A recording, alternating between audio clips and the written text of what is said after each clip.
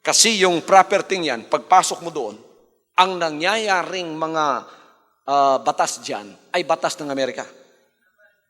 Kaya yung diplomat dyan, pagka halimbawa may nangyaring nakasagasa siya ng tao, hinabol siya ng mga pulis, pumasok dyan sa compound na yan,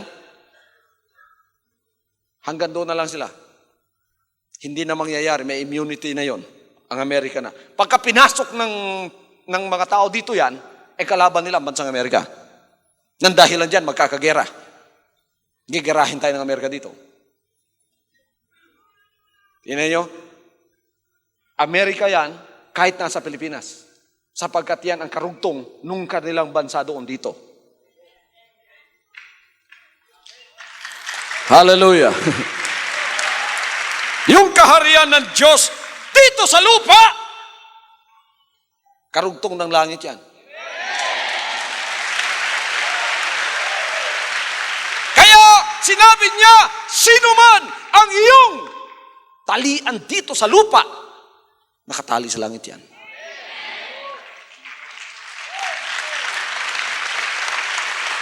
Sino man ang kalagan mo dito sa lupa, nakalagan sa langit yon. Kaya sinasabi ko na sa inyo mga kapatid, pagka nakita na inyo katotohanan yan, marami ang nagsasabing, didiretsuin ko na lang ang Panginoon sa langit. Ari naman yon. Pag diretso mo ron, tatanungin ka ng Panginoon, saan ka galing? Taga saan ka? Taga Tondo po ako. Wala ba akong ipinadala doon? Yung pinairan ko na langis, nakita mo naroroon. Bakit ka dumiretso dito? Dumaan ka muna doon. Hindi, Panginoon, ayoko na po. Dumiretso na ako sa iyo. Sasabihin ng Panginoon sa iyo, hindi, dumaan ka doon. Hindi, Panginoon, dito na ako. Tuloy-tuloy na ako dito. Maaari naman. Sasabihin ng Panginoon sa iyo, ikaw naman ang tigas ng ulo mo. Sinabi ko nang dumaan ka doon. Kung doon nga pinadadaan kita, maari ka pa nga dumaan doon. Nakikita mo pa yung pinadala ko doon. Hindi ka nga maaring magpasakop sa pamamaraan ng aking kaharian doon. At hindi mo nga maaring mahalin yung taong pinadala ko. Nakikita mo naman siya. Tapos diretso ka dito, sasabihin mong mamahalin mo ko, hindi mo ako nakikita. At mas stricto itong pamamaraan ko dito sa langit.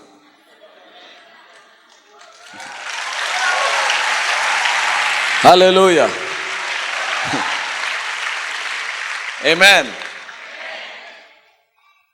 Tayo, maraming mayaman sa Pilipinas. Bakit di kayo dumiretso sa Amerika? Huwag na kayo dumaan dyan sa embassy. Pagdating nyo doon, sasabihin, pwede naman dumiretso. Mayaman naman ako. May aeroplano pa nga ako dyan sa Tarma. Naki-standby yun. Sasabihin ng consul sa iyo, wala kaming pakialam kung mayaman ka. May visa ka ba? Saan ang origin mo? Manila. Dumaan ka ba sa embassy namin? Kumuha ka ba ng visa? Wala. Mayaman naman ako. Wala kaming pakialam kung mayaman ka. Deport ka namin ngayon din. Balik doon sa Manila. Hallelujah. Yan. Bansang Amerika lang yan. Bansang Amerika lang yan. Kung wala ka nga, hindi ka nga dumaan sa pamamaraan, pinababalik ka, nakatali ka dito, hindi ka nakatali ka dito dahil wala kang visa, nakatali ka rin doon. Kung nakalagan ka dito dahil may visa ka, kakalagan ka rin doon. Di ba? Yan, bansang Amerika lang yan. Pagpunta mo ron, hindi naman lahat mga anghel ang tao doon. Ganun pa nga ang pamamaraan nila. Lalo na itong kaharian ng Diyos na pagpasok mo ron, kahit nakatiting na espiritong ayaw ng Diyos, hindi maaaring maipakita doon ang mga bagay na yan. Kaya makinig kayo sa General Consul ng Panginoon dito. Ang susi, ang visa, pagsisisi. Gusto ninyong makalagan ko kayo? Papasa kaya kayo sa interview ko? Simple lang naman, di ba? Isuko ang lahat ng inyong lumang espiritu. At sabihin, hindi na po ang kalooban ko ang matutupad ang inyo na. Sapagkat hindi ka makakapasok doon na tinutupad mo pa rin ang kalooban mo, may espiritu ka pa rin tumutupad sa sarili niyang kalooban dahil yung espiritong yon, tinapo na ng Panginoon mula doon, yun si Lucifer. Tapos, papasok ka na naman doon. meron ka pa rin ganung espiritu, di ikaw magiging Lucifer isang araw doon. Magkakagera na naman sa langit. Dahil dadami na naman kayo doon. Kaya hindi na mauulit yon. Kaya ang lahat ng papasok doon, malaanghel ang espiritu na sumusunod sa kanilang Ama na nasa langit. Hallelujah! Hallelujah. Ito itong sinabi niya, ang kakalagan sa lupa, sa langit nakakalag na. Ang tatalian sa lupa, tinalian sa langit. Yon ay bibigay lang ng kapangyarihan sa kaharian ng Diyos na makikita ninyong naririto sa lupa at Kanyang ipinahayag sa ating kalagitnaan sa mga sandali ito. Kaya't mahalagang may pinahira ng langis na ipadadala upang ang mga bagay na ito ay siyang may kakalat bilang magandang balita at mauunawaan ng lahat ng mga anak ng Diyos. Kaya't ang kaharian ng Diyos, ito'y ideyang ibinigay ng Panginoon sa kanyang mga salita na katotohanan. Dito sa sanlibutan papupuntahin niya upang ang kanyang kapangyarihan at ang kanyang gloria at ang kanyang mga karapatan laban kay Satanas ay mangyayari na sa present course ng sanlibutan ito. Tulad ng sinabi ko noon, sa langit lang nangyayari ang kanyang kalooban. Ngayon dito, nabuksan na yung mga mata natin. May mga nagsisi na, may mga nagbagong espiritu. Yan ang palatandaan, ang kanyang kaharian ay naririto na. Thy kingdom come, thy will be done on earth. On earth. Hallelujah. Mahirap sundin dito yan.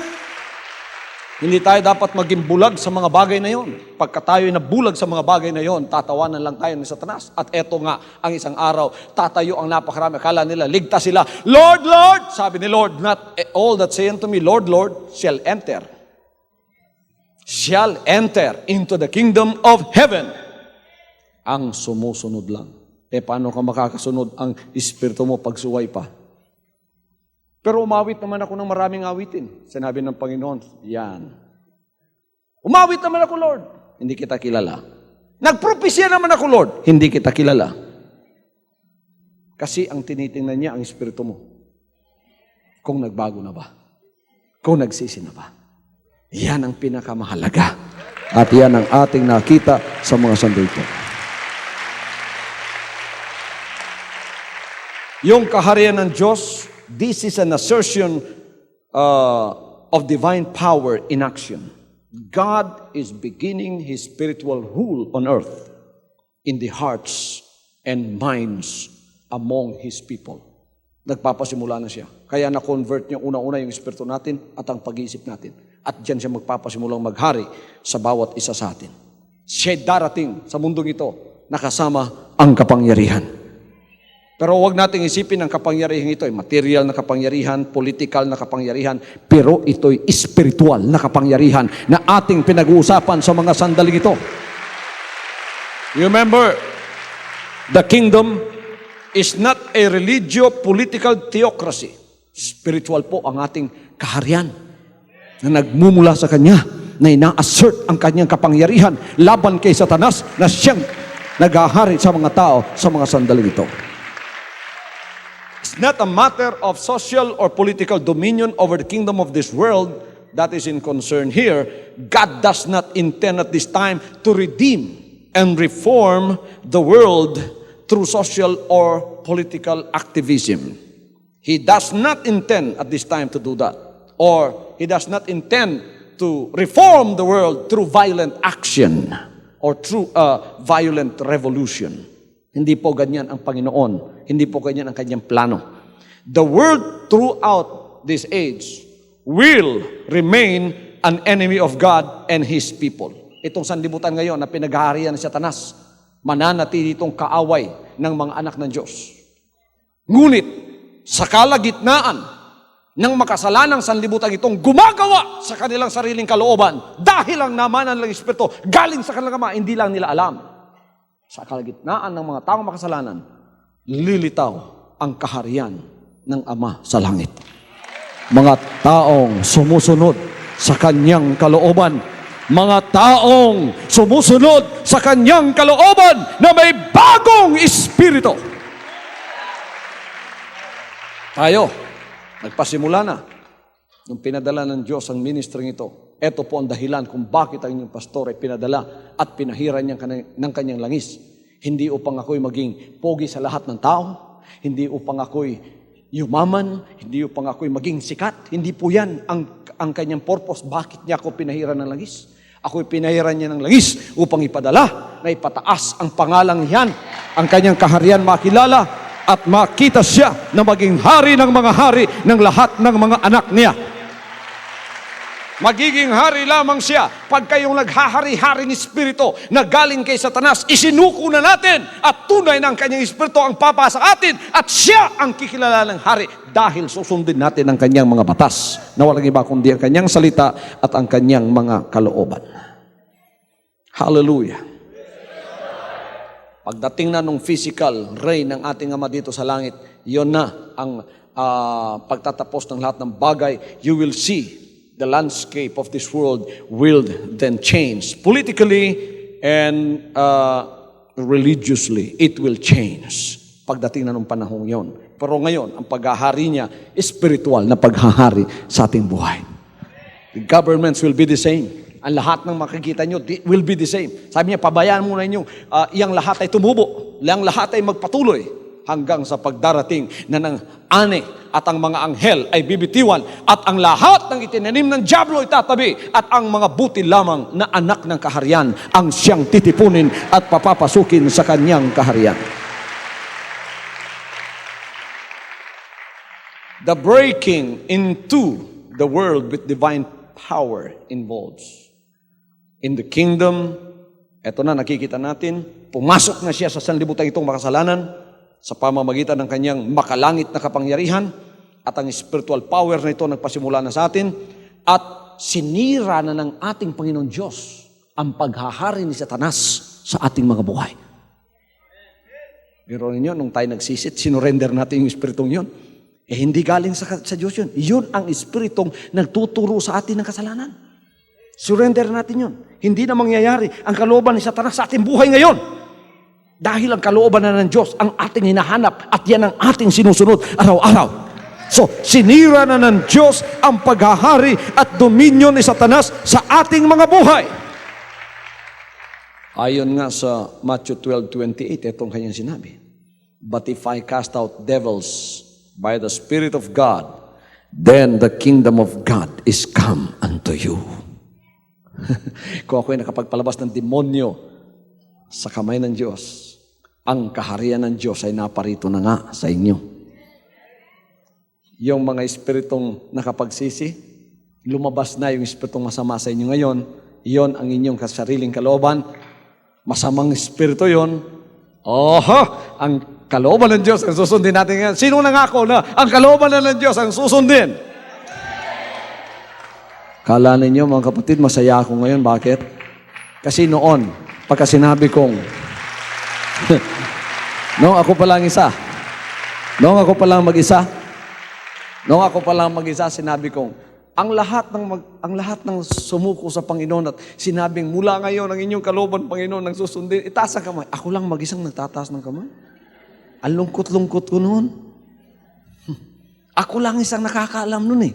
Ako lang isang pinahayagan. Ako ang pinakapanganay sa butil na pananampalatayang ipinanganak. Ako lang mag-isa. Woo!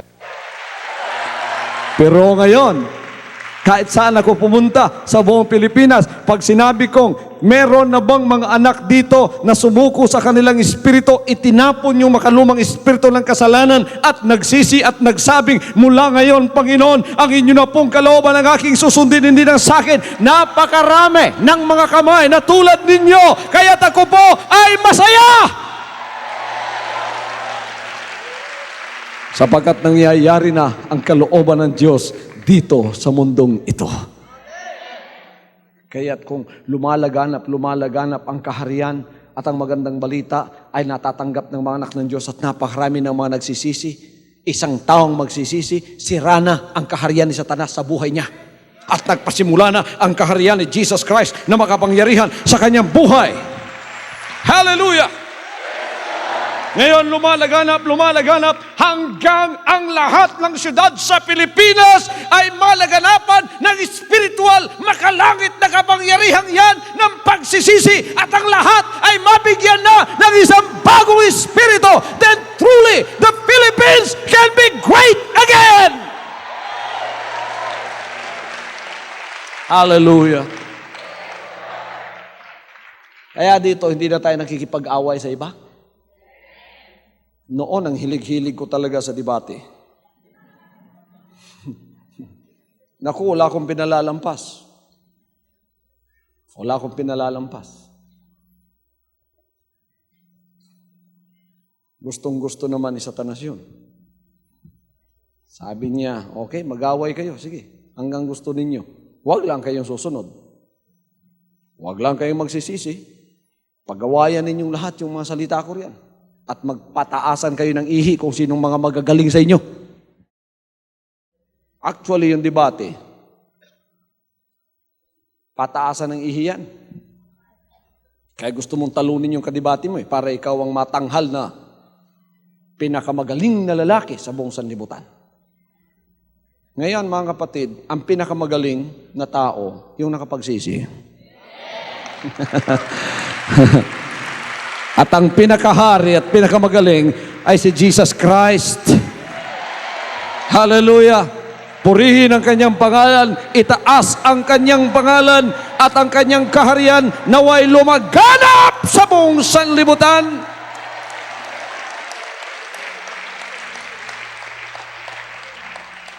Hallelujah! Talagang buti ng ating Panginoon. Di ba, mga kapatid? Sinabi niya rito sa John 18:36, Jesus answered, "My kingdom is not of this world.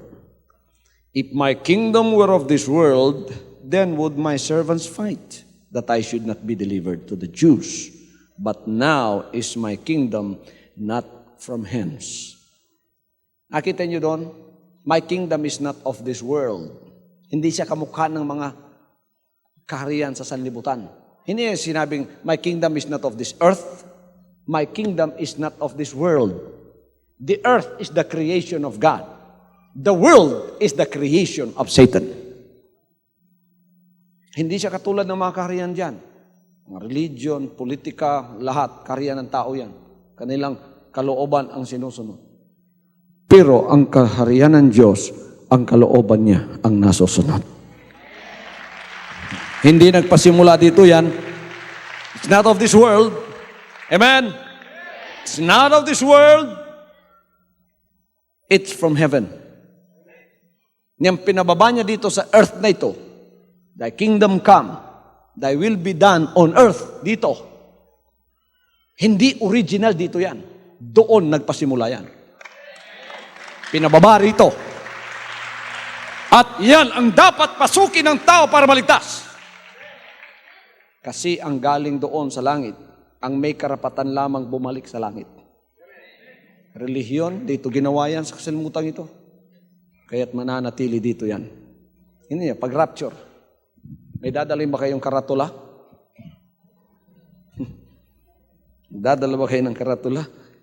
Panginoon, rapture! Anong karatulan dala mo? Baptis na ko.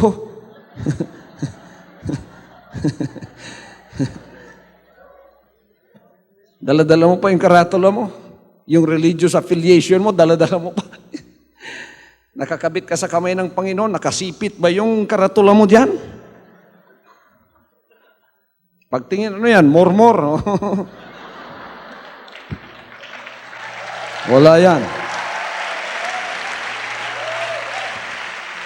Kaya kaharian ng Diyos ang dapat pasukin.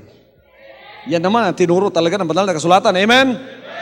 Shall not enter into the kingdom of God. Ang kaharian ng Diyos, ang paghahari ng Diyos yun, at ang paghahari ng Diyos mapasok mo lang pagka ikaw ay nangakong susundin mo na ang kalooban ng hari na nasa sa kanyang kaharian at siya ay nag-iisang hari lamang doon. Hallelujah. The coming of the kingdom is the beginning of the destruction of Satan's rule in our lives. John 12:31, tingnan ninyo kung ano ang sinasabi. Now is the judgment of this world. Now shall the prince of this world be cast out. Magpapasimula ng matupad sa ating buhay ang mga salitang yan. Ngayon, ang kahatulan ng sanlibutan ito. Ngayon, ang prinsipe ng sanlibutan ito, itatapon na. 32, and if I be lifted up from the earth, I will draw all men unto me. Woo! Hallelujah! Lahat ay magsabing, praise the Lord! Praise the Lord! Naku, mga kapatid, si Satanas itatapon na. Hindi na siya makapaghahari sa ating mga buhay sa sanlibutan ito. Pumunta ang Panginoon dito. Sabi niya sa John 16:11, He came of judgment because the prince of this world is judged. Pumunta siya rito sa kahatulan sapagkat ang prinsipe ng sanlibutan ito, si Satanas, hahatulan na. Sa ating mga buhay, nahatulan na siya. Natalo na siya!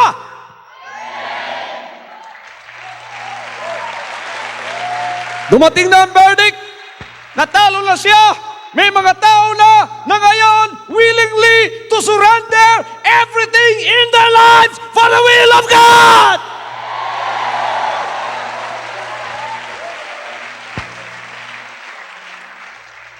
It only takes one man to do that before Satan is cast out of this world. Kaya't ang Diyos ay nagpasimula sa buhay ng kanyang pinahiran. Pagkatapos pinarami ang mga anak niyang ipinapanganak tulad ninyo at ako na ang kanyang spokesman ginagamit upang ang kanyang kalooban ay may pahayag sa mas marami pang tulad ninyo na mga anak ng Diyos. Na pagka kayo ay nakapag-decide ngayon na makisama sa akin, kayo na rin ay naipanganak na rin sa kanyang espiritu. Nakapasok na rin kayo sa kanyang kaharian. Hindi lamang kayo, kundi mas marami pa makikinig sa aking boses sa huling araw na ito. Ang lahat ng mga anak ng Diyos na ibig ng umalis sa paghahari ni Satanas, welcome kayo sa kaharian ng buhay na Diyos. Hallelujah. Pasensya na kayo, hindi ko mapigilan ang sarili ko kung minsan.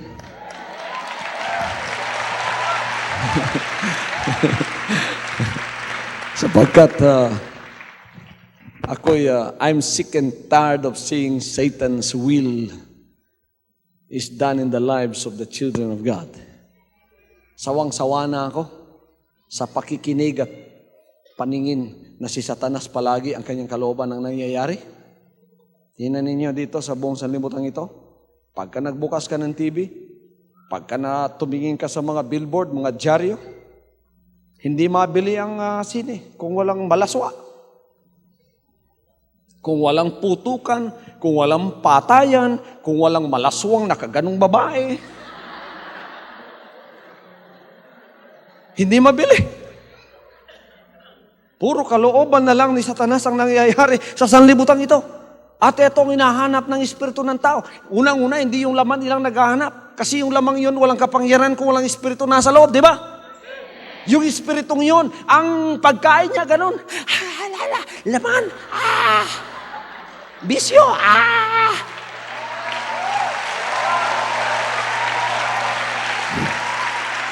At palagi na lang ang paghahari ni Satanas ang nakikita natin, sawang-sawa na tayo. Hinahanap natin ay ang makatuwiran, makalangit na paghahari ni Jesus Christ sa mundong ito.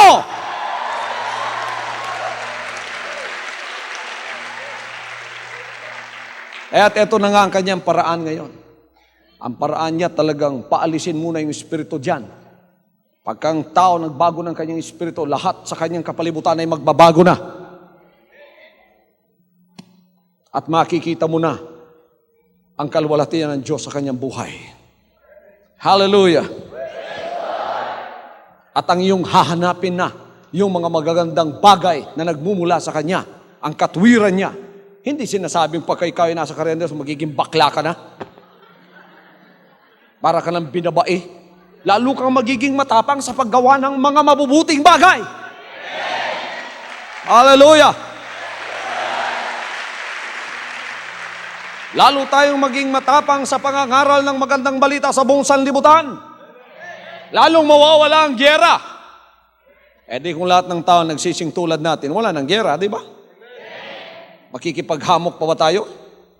Papatay pa ba tayo? Bakit may mga patayang ganyan? Because of different kinds of sins that is produced by that one spirit, which is the spirit of Satan in man. That is what we have inherited from our first parents, Adam and Eve, when they were deceived by Satan, and Satan's spirit is now become their spirit.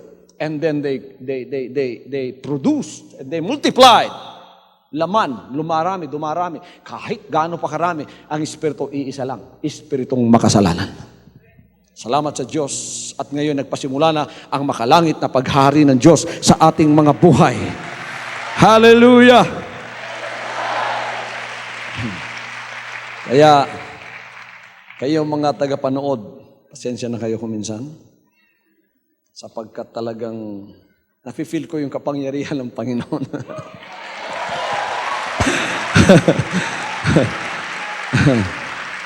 Kasi, sawang-sawa na ako nakakakita nitong mga mapagpakunwaring mga anak ni Satanas na niloko ni Satanas at talagang binalot na ng kanyang espiritu. Awang-awa ako sa kanila, samantalang sawang-sawa naman ako sa ginagawa ng masamang espiritu sa sanlibutan ito. Alam niyo mga kapatid, itong lupang ito na ginawa, itong planet Earth, ginawa ng Diyos to para sa atin eh. Hindi ito ginawa para kay Satanas. Bakit siya naghahari dito ngayon? Dahil dito siya itinapon at nilinlang niya ang ating unang magulang na sana dapat siyang magmana sa sanlibutan ito. O ngayon, gumising na yung mga anak ni Adan at ni Eva at ngayon pumasok sa tinatawag na new creation. Ang kinina nating muli. Ang ninakaw ni Satanas sa ating mga buhay. Ang kinin natin muli. Kunin natin muli. Habulin natin si Satanas. Kunin natin muli ang mga ninakaw niyang mga bagay sa atin na pagpapalang mula sa Diyos.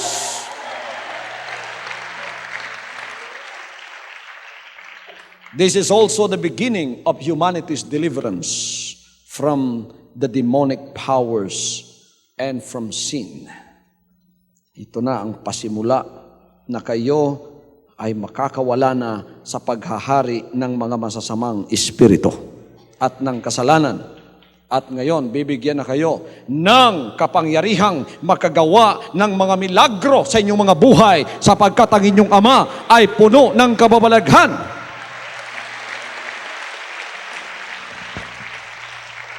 And this is now the beginning of the preaching of the good news of the kingdom, preaching of the good news of the kingdom, which is accompanied by conviction with regards to sin, to righteousness, and judgment. Ayon sa sinabi niya sa Matthew chapter 11, verse 5. The blind receive their sight, the lame walk, the lepers are cleansed, the deaf hear, the dead are raised up, and the poor have the gospel preached unto them. Ito na, pasimula ng mga bagay na yan. Makikita na natin sa ating kapanahunan. Ito na yung kabanalan ng kaligtasan noong mga nakapagsisi at naniwala sa magandang balita. Ayon sa sinabi niya rito sa Juan 3:3, 3:5 at Juan 17:17. Anong sinabi niya sa John 17:17? Binabanal kayo ng dahil sa kanyang mga salita. At ang kanyang salita ang siyang katotohanan. Sanctify them through thy truth, and thy word is truth. Hallelujah. Everybody say, praise the Lord. Praise the Lord. Kaya't nung si Pedro inangaral sa panahon ng mga apostoles sa Acts chapter 2:38 at nakonviktahan yung mga tao nung sinabi, anong gagawin namin para maligtas? Sinabi ni Pedro, magsisi kayo at magpabautismo sa pangalan ni Hesus Kristo sa kapatawaran ng inyong mga kasalanan. Yung mga kasalanan yon, gawa ng isang espiritu yon. Kaya't nagkakasala ka ng dahil sa espiritu yon. Ngayon, pagka pinagsisihan mo yon, ang nagsisisi lang naman ang pinatatawad. Bakit hindi ako napatawad? Hindi ka nagsisi. Mangagsisi kayo ng inyong kasalanan. Magpabautismo kayo sa pangalan ni Hesus Kristo. Tanggapin ang kanyang paghahari sa inyong mga buhay. Patatawarin ang inyong mga kasalanan at ibibigay sa inyo ang kaloob ng banal na Espiritu. Anong kaloob ng banal na Espiritu? Ang bagong Espiritu na susunod sa kalat ng kanyang mga kalooban.